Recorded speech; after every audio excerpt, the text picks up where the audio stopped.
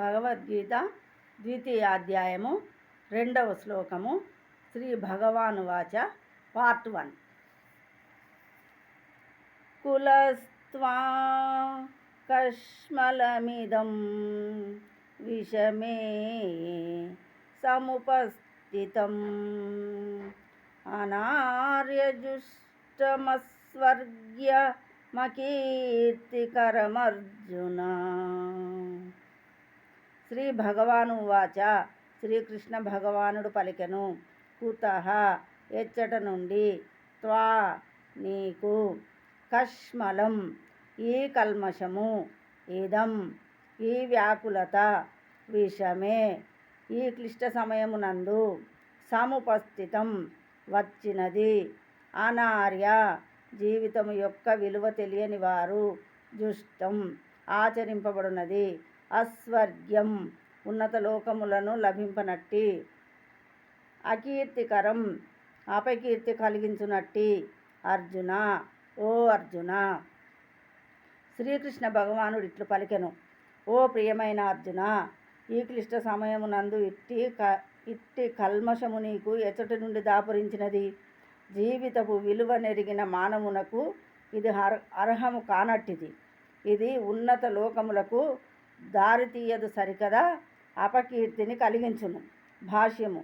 శ్రీకృష్ణుడన్నను దేవాది దేవుడన్నను ఒక్కటియే కనుకనే శ్రీకృష్ణుడు భగవద్గీత యందంతటను భగవానునిగా పేర్కొనబడెను. పరతత్వానుభూతి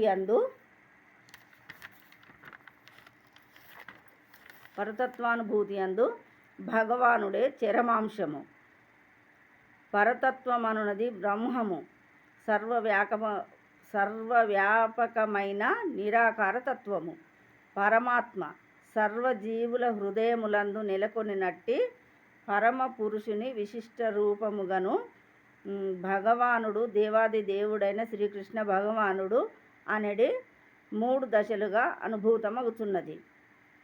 శ్రీమద్భాగవతము 1:2:11 నందు పరతత్వపు లక్షణములు ఈ విధముగా వర్ణింపబడినవి.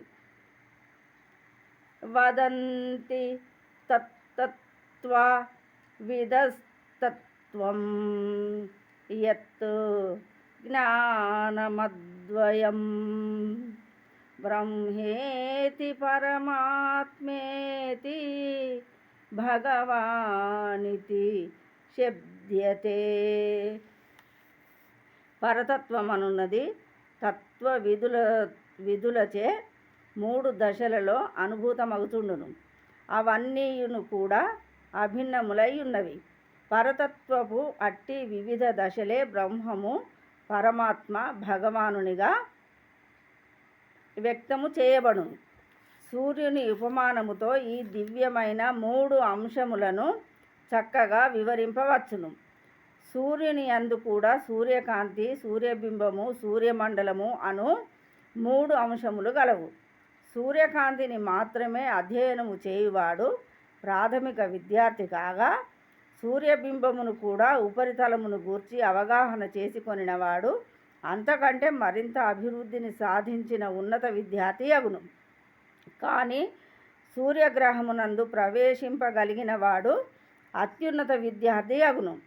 కేవలము సూర్యకాంతిని గూర్చి అనగా దాని విశ్వవ్యాపకత్వమును గూర్చి, నిరాకారమైనట్టి దాని ఉజ్వల కాంతిని గూర్చి మాత్రమే అధ్యయనము చేయుచు సంతృప్తి చెందడి సాధారణ విద్యార్థులను పరతత్వపు బ్రహ్మానుభూతిని పొందిన వారితో పోల్చవచ్చును.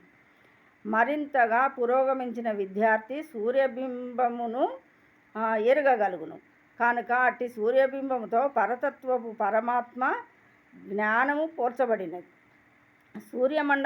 సూర్యమండలములోనికే ప్రవేశింపగలిగిన విద్యార్థి పరతత్వపు రూపలక్షణములను అనుభూతి చెందిన వారితో పోల్చవచ్చును. కనుకనే పరతత్వమును గూర్చి అధ్యయనము చేయుటయందు నిమగ్నులైన వారందరూ ఒకే విషయమునకు సంబంధించిన వారైనప్పటికీ భక్తులు లేక పరతత్వము యొక్క భగవానుని లక్షణమును గూర్చి అనుభూతి చెందిన ఆధ్యాత్మికవాదులు అత్యుత్తమ తత్వజ్ఞాన సంపన్నులై ఉందురు. సూర్యకాంతి, సూర్యబింబము, సూర్యమండలము నందలి అంతఃకర్మలు అభిన్నములైనను ఈ 3 దశలను అధ్యయనము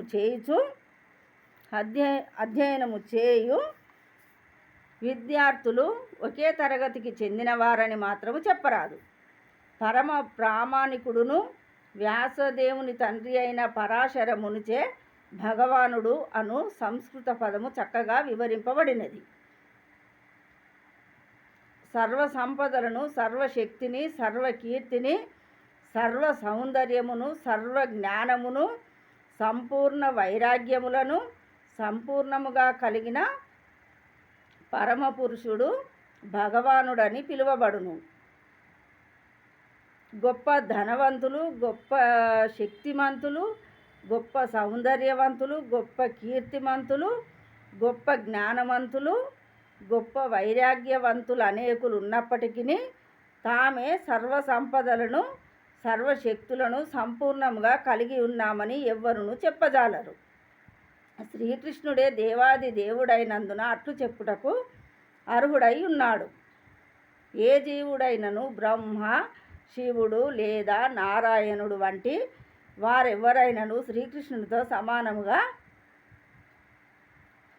సమానముగా సంపూర్ణ విభూతులను కలిగి ఉండరు.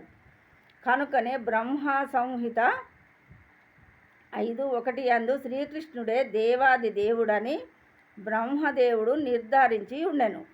అతనితో సమానుడు గాని అధికుడు గాని మరెవ్వరును లేరు. అతడే గోవిందుడు అనబడు ఆదిదేవుడు లేక భగవానుడు. అతడే సర్వ కారణములకు మూల కారణుడు.